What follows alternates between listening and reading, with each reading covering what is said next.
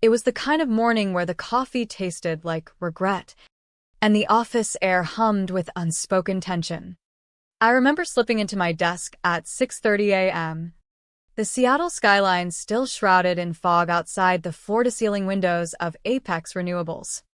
11 years I'd poured into this place, turning chaotic grants into streamlined realities, making sure every I was dotted and every federal deadline met without a hitch. But that day, December 29th, something felt off, like the building itself was holding its breath. Jordan, our new VP of Operations, had been strutting around for weeks in his custom joggers and quoting lean startup mantras like gospel. I'd overheard him in the break room. Phone pressed to his ear. "We're trimming fat for Q1 velocity. Real velocity." He flashed that polished grin my way, the one that said he owned the room. But his eyes lingered a beat too long. I didn't react. I had bigger fish, wrapping the final submission for our DOE-funded clean energy grid project. A beast of a milestone, tied to my retention bonus, $4.2 million, structured as a performance cliff vesting on the 365th calendar day. Close of business, December 30th. I'd earned every cent, steering us through the 21 supply chain nightmare and dodging a $12 million clawback from Washington last spring. No drama, just delivery. That's how I operated. Silent, steady, lethal when needed. Jordan's promotion had come fast. A boardroom coup after the old guard retired. I clapped along at the all-hands, even jotted a neutral "congrats on the climb" in his card. But inside, I knew the score. I wasn't his hire. I was baggage from the previous regime. Valuable. Sure, my fingerprints were on every grant dispersal, but in his vision of a disrupted apex, I was expendable overhead. He surrounded himself with fresh-faced Stanford grads who tossed around terms like pivot and scale while fumbling basic compliance logs. They didn't know a federal audit trigger from a coffee run, but they made killer TikTok reels for investor decks. I kept my head down, focusing on the DOE portal. 6 interstate partnerships, a data migration firewall, and 3 final funding triggers from DC. By noon that day, I'd locked in the penultimate batch, cross-verified against the grant terms. Flawless. But then the calendar ping hit. Sync up, Jordan Hale. No agenda. No attachments. Just those 2 words, glowing like a warning light. I walked into the conference room, the glass walls reflecting the gray Puget Sound below. Jordan was already there, leaning back in his chair, fiddling with a fidget spinner disguised as a productivity tool. "We're optimizing," he said without preamble, his voice smooth as oiled leather. "Agility mode for the new year." I sat slowly, folding my hands. How does this impact the DOE closeout? He waved it off with a chuckle that didn't reach his eyes. "You're golden, Elena. Projects in the bag. This is about fresh energy, dynamic flows." But there was a hitch in his tone, a micropause that screamed calculation. He leaned in, dropping his voice like we were confidants. "Your bonus vests tomorrow, right? Locked and loaded." I nodded, giving nothing away. The meeting ended with handshakes and empty assurances. But as I left, my pulse ticked up. Back at my desk, an email from HR Junior Analyst Mia popped up. Quick check on calendar accruals per retention terms. Accruals. That word didn't surface unless someone was probing for loopholes. I stared at it, the cursor blinking like a heartbeat.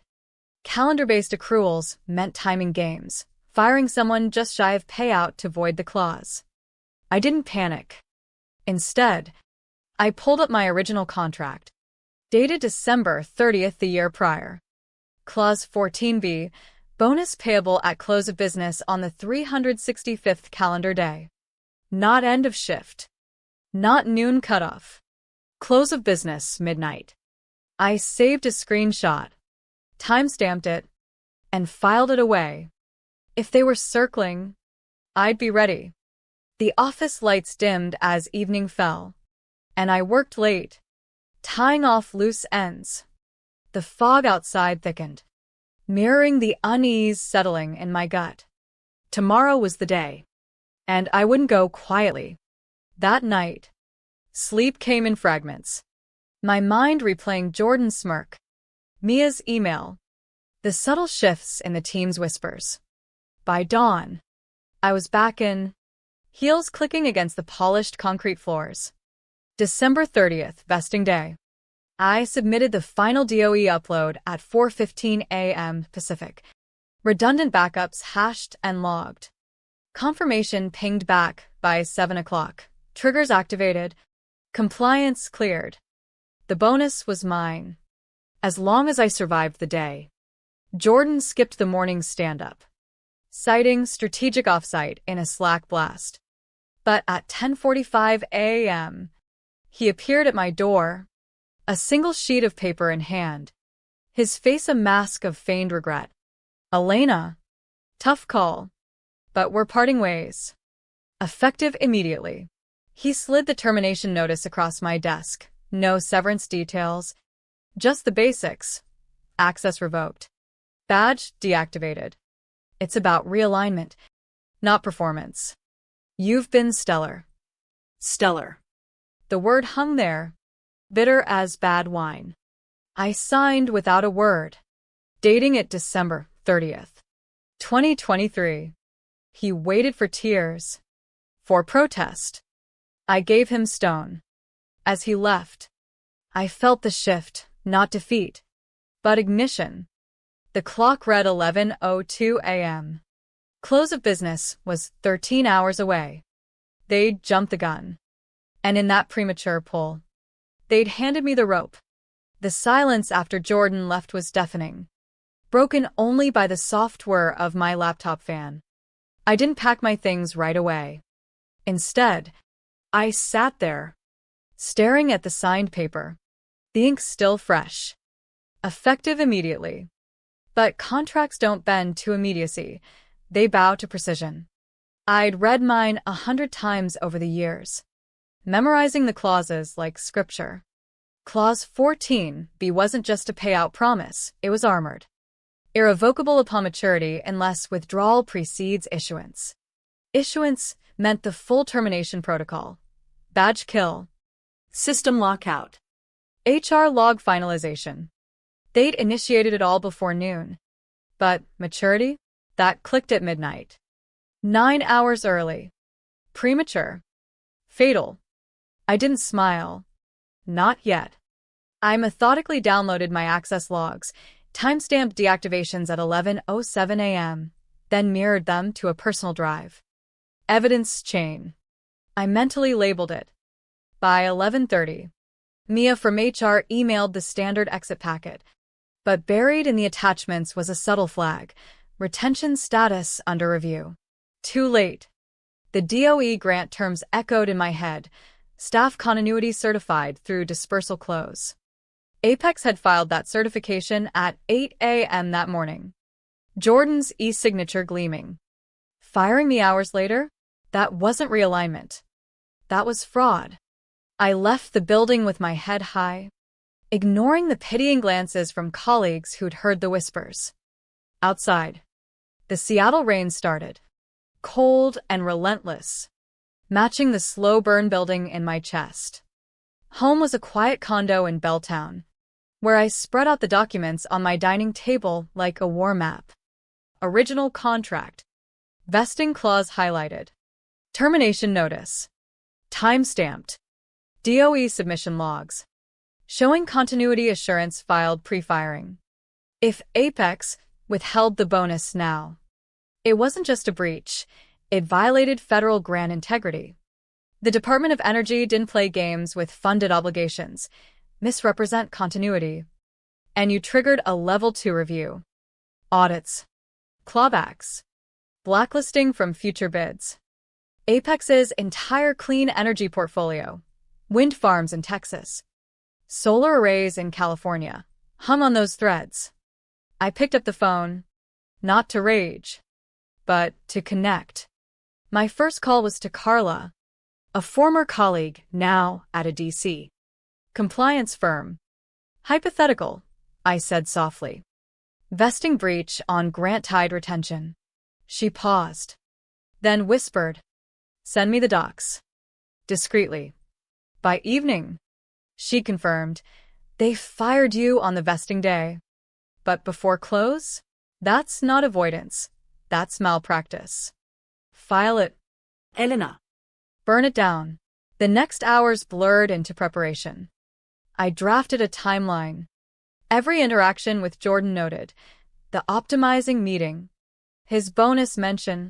Mia's accrual probe. Paranoia? Maybe. But in corporate America, paranoia was survival. New Year's Eve came and went in solitude. Fireworks popping outside while I refined my claim. January 2nd. I met Carla in a nondescript cafe near the Federal Building. She slid over a folder. Expert affidavit template. "You're not just the victim, you're the witness." We mapped it out. State court for the breach. Federal notice for the grant violation. Apex will panic, she said, her eyes sharp. They can't pay without admitting the fire. Can't withhold without inviting auditors. I nodded. The damning pressure building. Back home, my phone buzzed, a text from Jordan at 10:14 p.m. "Hey, let's discuss." No need for mess. I screenshot it. Added to the chain. No response. Let him stew. The rain pounded harder. A rhythmic build toward the storm. By January 3rd, the office grapevine was buzzing. Slack threads deleted. Urgent all hands canceled. I imagined Jordan in his corner office, staring at his screen as the first internal alert hit. Mia had flagged the clause discrepancy to legal at 9 p.m. the night of my firing. But systems had already logged the irrevocable steps. Proposed reversal, her memo read. But clauses don't reverse like bad tweets. Legal's response was frantic. High sensitivity, remediation feasibility low. The panic rippled upward. Apex's GC, a silver-haired vet named Harlan, got looped in at midnight. He reread the vesting language. Sweat beading despite the AC. Close of business. Not operational hours. Calendar close. They'd terminated 9 hours shy, turning a bonus dodge into a legal landmine. And the DOE tie-in? That was the detonator. Schedule F. Grant Clause 22A. Premature separation of key personnel voids continuity. Mandates review. Apex had certified full staff through December 30th morning, then AXME afternoon. Misrepresentation. Federal offense territory. Harlan fired off emails to external counsel, but the replies were grim. Non-payment exposes audit risk across portfolio. By dawn, the executive channel was ablaze. Verify execution time, someone typed. But logs don't lie. 11:07 a.m. deactivation. Vesting maturity. 11:59 p.m. The gap was a chasm. Jordan tried spinning it in a late-night call. It was strategic, not targeted. But the GC shut him down. Intent doesn't matter. Timing does. The fear thickened. A slow coil tightening around the C-suite. They couldn't unfire me. The protocols were final. Couldn't pay quietly without flagging the breach. And withholding? That invited DC scrutineers. Somewhere in that chaos, Jordan realized his velocity had veered off a cliff. I slept soundly that night. The documents ready. The build was over. Explosion imminent. The filing hit like a seismic shift. Quiet at first, but rumbling deep. January 4th. I submitted the breach claim in King County Superior Court. Demand for $4.2 million plus damages. Citing premature termination and clause violation. 40 minutes later, a parallel notice to the DOE's Office of Grants Integrity. Alert. Potential misrepresentation in Apex Renewables Continuity Certification. I didn't gloat. I just watched the inbox for confirmations. Carla texted, "It's in motion. Brace." By noon, Apex's legal team was scrambling. Harlan got the court ping first, his bow tie askew as he scanned the docs. "She's got timestamps," he muttered to his associate. Irrefutable. The DOE notice landed like napalm, freezing their Q1 dispersal queue. $22 million in limbo. A bland email from DC. Pending review of personnel protocols. Hold documentation. Bureaucratic. But deadly. Apex's stock dipped 3% by close. Whispers of staffing issues leaking to analysts. Jordan felt the heat personally. He paced his office, phone glued to his ear, barking at Harlan. "Fix this. Offer settlement." But settlements require leverage, and Apex had none. My role had shifted. I signed with Meridian Compliance Advisors as a strategic consultant. My first gig, Apex Audit Prep. Irony thick as fog. Expert witness, Carla grinned over coffee. "You'll bury them with facts." The panel convened January 15th in a sterile DC. Conference room. Fluorescent lights buzzing like angry bees. I arrived early. Nameplate reading, Elena Vasquez. Independent advisor. The air was thick with tension. Suits shuffling papers. Apex's side, Jordan. Harlan. Mia, her face pale. Pen trembling. The chair. A no-nonsense auditor named Reyes. Opened. "This concerns grant integrity and retention breach." I presented calmly. Timelines. Logs. Clauses. Termination at 11:07 a.m. Vesting at midnight. Breach voids continuity. I paused for effect, letting the silence swell. "And the certification filed pre-firing? That's fraud." Reyes turned to Jordan. "Mr. Hale. Explain the timing." He stammered. "Reorg necessity. Not targeted." Harlan interjected. But Reyes cut sharp. "Facts. Not spin." Mia shifted, eyes downcast. The room held its breath. Pressure mounting like a storm front. In that pause, cracks appeared, Jordan's facade crumbling. Sweat beading. They had no defense. The docs damned them. Reyes adjourned with a nod. Report forthcoming. Outside. Jordan approached. Voice low. "Elena. We can resolve privately." I met his gaze. Cool as steel. Too late. The drive back hummed with vindication. The coil snapping free. Back in Seattle. The fallout accelerated. The DOE report dropped February 1st. Breach confirmed. Continuity violated. Penalties, $31 million clawed back. Future bids suspended. Apex's board convened emergency. Jordan's family leave announced. Code for ousting. Whispers turned to shouts. Lawsuits from partners. Stock plunging 12%. I wired the bonus February 3rd. $4.2 million clean, plus $210,000 damages. No NDA. They couldn't afford the fight. Carla called. "You didn't just win. You rewrote their playbook." The office I'd left buzzed with change, new leadership scrambling. Lessons in fine print etched deep. The unraveling was poetic. A slow-motion implosion fed by their own arrogance. February's chill matched Apex's boardroom freeze as the DOE's claws dug in. Audits expanded. Not just my project, but every federal tie-in for 3 years. Harlan resigned quietly, citing personal reasons, but insiders knew he'd missed the clause gap. Mia? Poor Mia. Got reassigned to archives. Her accrual email haunting her reviews. Jordan? He vanished into consulting, his LinkedIn a ghost town of vague updates. But the real pain hit the portfolio. Texas wind farm stalled. California solar bids revoked. Partners fled, citing integrity concerns. Stock tanked 18% in a week. Analysts downgrading to hold with caution. The media nibbled. A Forbes blurb on Grant mishandling, no names. But enough to sting. I watched from Meridian's offices, advising on similar cases. My testimony had sealed it. Facts over flair.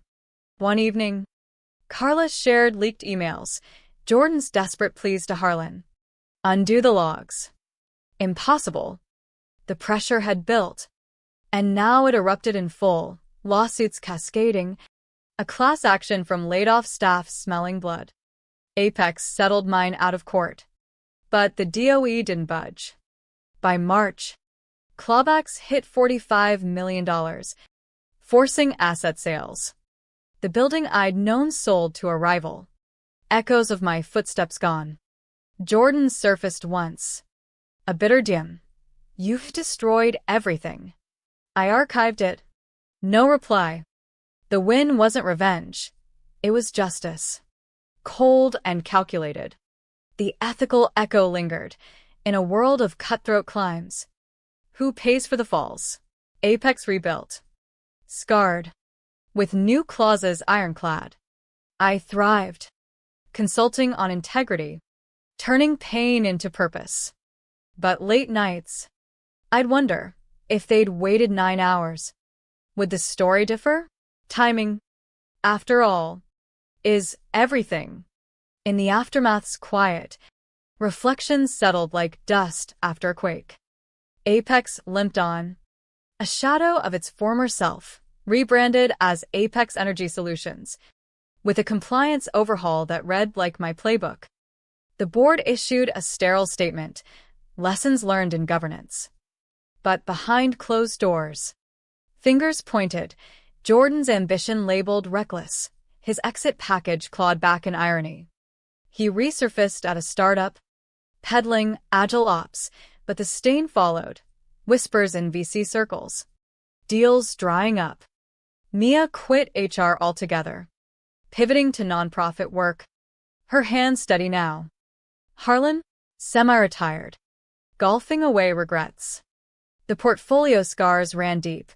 Lost bids tallied $120 million. Jobs evaporated in the purge. Yet, from the ashes, reforms bloomed, federal guidelines tightened, citing the Vasquez precedent in footnotes. My life bloomed anew.